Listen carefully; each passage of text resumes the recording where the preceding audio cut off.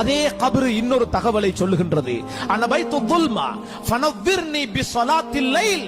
என்னுடைய கபரு, என்னுடைய வீடு, அது இருள் நிறைந்த வீடு. அந்த இருள் உன்னால் தாங்க முடியாது. அதற்கு நீ லைட் கொண்டு வரணும், லைட் செட் கொண்டு வரணும். அது என்ன?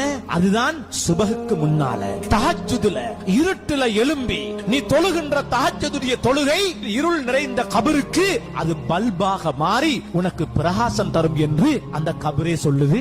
வேறொன்றையும் கொண்டு போய்த்து வெளிச்சம் எடுக்க இயலாது. மேலும் சொல்லுகின்றது, அனபைத்து துராப், நான் மண் வீடு. ஃபஹ்மிலில் ஃபிராஷ். எனவே அந்த மண்ணுக்கு மேல உன்னால் படுக்க முடியாது, தூங்க முடியாது. நீ விரிப்பை கொண்டு வா. அந்த விரிப்பு என்ன தெரியுமா? அல் அமலு சாலிஹ், நல்ல அமல்களை உலகத்துல செய்துக்கோ. அது உனக்கு விரிப்பாக அமையும். அதுக்கு மேல நீ நிம்மதியாக தூங்கலாம். மேலும் சொல்லுகின்றது, அனபைத்துல் அஃபாஇ, நான் பாம்புகளின் வீடு. பாம்புகளின் வீடு.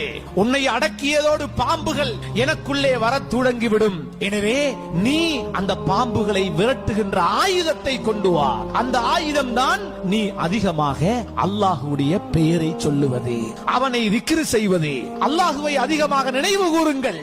அது உங்களுக்கு அந்த கபருக்குள்ளே வருகின்ற பாம்புகளை விரட்டி அடிக்கின்ற ஆயுதமாக மாறும். மேலும் சொல்லுகின்றது, அனபைத்து சாயில் முன்கர் வ நக்கீர், என்னுடைய வீட்டுக்குள்ளே முன்கர் நக்கீர் அலைஹிமா மினல்லாஹி ஸலாம், பயங்கர தோற்றத்தை உடைய பயங்கரமான மலக்குமார்கள் வரவிருக்கிறார்கள். எனவே அதிகமாக உன்னுடைய வாழ்விலே கலிமா ஷஹாதா, அஷ்ஹது அல்லா இலாஹ இல்லல்லாஹ் வ அஷ்ஹது அன்ன முஹம்மதர் ரசூலுல்லாஹ், அதனை அதிகமாக சொல்லு. அதனுடைய அர்த்தத்தை விளங்கு. அல்லாஹுவை மதித்து வாழ். ரசூலுல்லாஹ் அவர்களுடைய கட்டளைகளை பேணி நட. இது அவர்களுடைய அந்த கேள்விகளுக்கு பதிலாக அமையும். என்னுடைய இடம் இருக்கிறதே அபுக்கஸ் சாலிஹீன், நல்லவர்கள் கூட கபரில் வந்து அழுகிறார்கள். முன்னோர்கள், நல்லோர்கள், சலஃபு சாலிஹீன்கள், சஹாபாக்கள் கபரை கண்டு அழுவார்கள். கபரின் காட்சி நல்லவர்களை அளவைத்தது, உலமாக்களை அளவைத்தது. கண்ணியத்துக்குரியவர்களே, ஹஜ்ரத் உஸ்மான் ரலியல்லாஹு அன்ஹு அவர்கள் மன்னரையை கண்டால் அழுவார்கள். ரசூலுல்லாஹ்விடத்தில் இருப்பீர்கள், நரகத்தை சொல்லுவார்கள், அழமாட்டீர்கள். சுவர்க்கத்தை சொல்லுவார்கள், அழமாட்டீர்கள்.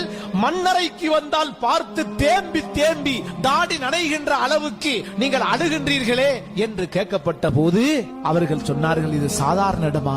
அவ்வலு மனாசிலில் ஆகிரா, கபருதான் ஆகிரத்துல நாங்க சந்திக்கவிருக்கின்ற பல ஸ்டெப்ஸ்ல முதலாவது ஸ்டெப்ஸ் கபரு. இங்க தப்பினா எல்லா இடத்திலையும் தப்புவோம். கபருல மாட்டினா எல்லா இடத்திலையும் மாட்டி நரகம் போயிடும். எனவேதான் ஒவ்வொரு மனிதனும் கபருடைய வாழ்விலே தன்னை பாதுகாத்துக் கொள்ள வேண்டும். ஹாரூன் ரஷீத் அவர்கள் மரண படுக்கையிலே இருந்தார்கள். சொன்னார்கள், இப்படியே என்ற உடம்ப தூக்கிட்டு போயிட்டு என்னை அடக்கவிருக்கின்ற கபரை எனக்கு காட்டுங்கள்.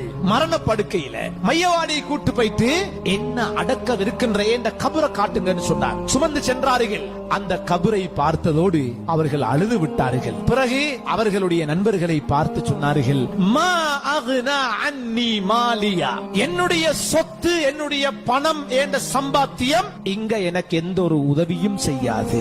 ஹலக அன்னி சுல்தானியா, நான் முஸ்லிம்களுடைய தலைவராக இருக்கின்றேன். ஆனால் அங்க தலைவர் கதை கதைக்கலாம். அந்த இடத்துல என்ற அமல் மட்டும்தான் என்னை பாதுகாக்கும் என்று சொல்லிவிட்டு வானத்தின் பக்கம் தலையை உயர்த்தி சொன்னார்கள், இப்பொழுது இருளாக இருக்கிறது, இன்னும் கொஞ்ச நேரத்தில் விடிஞ்சிதான் ஆகணும். இது போல நீங்கள் வாழுகின்றீர்கள். ஒரு நாள் இந்த வாழ்க்கை முடிந்து கபருக்கு நீங்கள் ஒவ்வொருவரும் சென்றுதான் ஆக வேண்டும் என்கின்ற தகவலை அவர்கள் உறுதியாக சொன்னார்கள். கண்ணியத்துக்குரியவர்களே, ஒரு ஜனாசாவை கபரிலே கொண்டு போய் வைத்து விட்டால் கிட்டத்தட்ட 25 வருஷங்களுக்குள்ளால வைக்கிற அந்த நாளையிலிருந்து 25 வருஷத்துக்குள்ளால அந்த ஜனாசாட உடம்பு 100க்கு 100 அழிந்து மண்ணோடு மண்ணாகி விடுகின்றது. மனிதன் மரணித்த 36 மணி நேரத்திலே மௌத்தாவி 36 மணி நேரத்துல அவனுடைய உடம்புல ஈக்கள், கொசுக்கள் அப்படியே மொச்சி முட்டைகளை விடத் தொடங்குகின்றது. 60 மணி நேரம் ஆனதோடு அந்த முட்டைகள் அப்படியே பொரித்து அதிலே கிருமிகள் அந்த உடலில் இருந்து வெளியேற தொடங்கி விடுகின்றது. அந்த மண்ணறையிலே ஜனாசாவை கொண்டு போய் வைத்து ஃபர்ஸ்ட் நைட் கபரின் வாழ்விலே முதல் இரவு ஜனாசாவை கொண்டு போய் கபரிலே வைத்ததோடு அங்குள்ள அந்த உஷ்ணம், அந்த காற்று போக்கு தடைபட்ட அந்த நிலை, மண்ணுக்கு இரையான இவனுடைய வயிறும் இவனுடைய மறைவிடமும் முதலாவது பழுதடைய தொடங்குகின்றது. அதான் மனித உலகத்துல நிறைய பாதுகாத்த கபர்ல முதல் இரவே வயிறும் மறைவிடமும் பழுதடைய ஆரம்பித்து விடுகின்றது. அது பழுதடைய ஆரம்பிக்கிறதோட முதல் நாளே அந்த ஜனாசாவுடைய உடம்புகள் பச்சை கலர் நிறத்திலே, பச்சை நிறத்திலே நிறம் அப்படியே ஏற்படுகின்றது. சில மணித்தியாலங்களுக்குள்ளே முழுமையாக இவனுடைய உடம்பு பச்சை நிறமாக மாறிவிடுகின்றது. இது ஒரு நாள்ல வயிறு அழுகி மறைவிடம் அழுகி உடம்பு பச்சை நிறமாக மாறிவிடுகின்றது. இரண்டாவது நாள் கபரிலே, இரண்டாவது நாள் இவனுடைய வயிற்றுக்கு உள்ளே இருக்கின்ற இவனுடைய ஈரல், இவனுடைய குடல் அனைத்தும் அங்கே பழுதடைய ஆரம்பிக்கின்றது. மூன்றாவது நாள் இவனுடைய அங்க அவயங்களில் இருந்து துர்வாடை வெளியேற தொடங்கி விடுகின்றது. அதே மூன்றாவது நாள் இந்த ஜனாசாவுடைய நகங்கள் கலண்டு விழத் தொடங்குகின்றது. நாலாவது நாளிலே கண்ணியத்துக்குரியவர்களே உடம்பினுடைய அங்க அவயங்கள் அப்படியே அது இலகுவடைந்து பகுதி பகுதியாக பழுதடைய கலரத் தொடங்கி விடுகின்றது. ஐந்தாவது நாள் அவனுடைய தலையில இருக்கின்ற மூளை, அந்த மூளையை வைத்துத்தான் எத்தனை வருடங்கள் உலகத்தை ஆண்டான், உலகத்திலே வாழ்ந்தான், பல சாதனைகளை சாதித்தான். அஞ்சாவது நாள் இவன் தலையில் இருக்கிற மூளை அப்படியே கரைந்து தண்ணீராக மாறிவிடுகின்றது. ஆறாவது நாள் இவனுடைய உடம்பு அப்படியே ஊதி, இவனுடைய வயிறு ஊதி அது வெடிக்க தொடங்குகின்றது. ஒரு ஏழாவது நாளைக்கு பின்னால் இவனுடைய முகம் வீங்குகின்றது, கண்கள் வெளியேறுகின்றது, இவனுடைய நாவுகள் நீளுகின்றது, இவனுடைய கன்னங்கள் அனைத்தும் வீக்கம் ஆரம்பிக்கின்றது. முக வீக்கம் அந்த ஏழாவது நாளிலே மொத்தமாக முகம் சார்ந்த அத்தனை உறுப்புகளும் வீங்கி விடுகின்றன. கபரிலே 10வது தினம் இவனுடைய அங்க அவயங்கள் அனைத்துமே வீக்கத்தை அடைகின்றது. 2 வாரங்களுக்கு பின்னால் 15 நாளைக்கு பின்னால உடம்புல தலையில இருக்கிற அவ்வளவு முடிகளும் ஒன்றொன்றாக கலண்டு முழுமையாக உடம்பை விட்டும் அது வேறாகி விடுகின்றது. அந்த 15வது நாள் உடம்பிலிருந்து வெளியேறுகின்ற அந்த வாடை இருக்கிறதே, அது எங்களுக்கு வீசாவிட்டாலும் அதனை நுகருகின்ற சக்தி படைத்த நீல நிறத்தினுடைய ஈக்கள் கிட்டத்தட்ட 5 கிலோமீட்டருக்கு அங்கால இருந்து இவனுடைய கபரை தேடி வருகின்றது. 5 கிலோமீட்டர்களை தாண்டி வீசுகின்ற துர்வாடை 15வது நாளிலே இவனுடைய மண்ணறையை சுத்தி நிற்கின்றது. அது நீல நிற ஈக்கள். அந்த உடம்பிலே முழுமையாக புழுக்கள் 15 நாளையிலே புழுக்கள் அந்த உடம்பை ஆக்கிரமிக்கின்றன. இப்படி மண்ணறை வாழ்வு 2 மாதங்களை அடைகின்ற போது உடம்பெல்லாம் கரைந்து திரவமாக மாறிவிடுகின்றது. 2 மாதங்கள் 60 நாட்களிலே அடையாளமற்று போய்விடுகின்றான். என்ன ஆட்டம்! உலகத்திலே 60 நாள் 2 மாசம் உடம்பெல்லாம் கரைந்து அப்படி அடையாளமற்று போய்விடுகின்றான். 6 மாதங்கள் ஆன பின்னால் முழு சதைகளும் நிலத்திலே கொட்டி அந்த உடம்பினுடைய எலும்பின் அமைப்புகள் மட்டும் மனித உருவத்தை காட்டிக் கொண்டிருக்குமே தவிர ஒரு சொட்டு, ஒரு துண்டு சதை கூட அந்த எலும்புகளில் நிற்காது. அனைத்தும் நிலத்திலே அப்படியே உருகிவிடுகின்றது. இப்படியே ஒரு 25 வருடங்கள் செல்லுகின்ற போது முழுமையாக அவனுடைய உடம்பு அழிந்து அவனுடைய முதுகன் தண்டு, முதுகிலே இருக்கின்ற ஒரு சிறிய கடுகு மணி போன்ற ஒரு அஜிபு ஜனப் என்று சொல்லக்கூடிய முதுகம் தண்டு, அது மட்டும் தான் மிஞ்சுகின்றது. ஒரு கடுகு மணி அளவுக்கு போன்ற ஒன்று.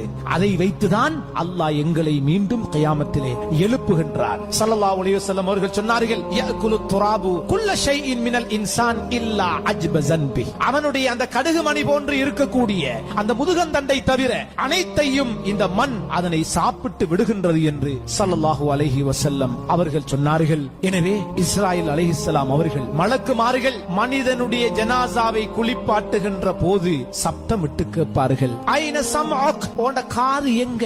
அனைத்தையும் கேட்டுக் கொண்டிருந்தாயே, இப்பொழுது உன்னுடைய காது எதை கேட்கின்றது? ஏன் நீ செவிடாகி விட்டாய்? உனது பார்வை எங்கே?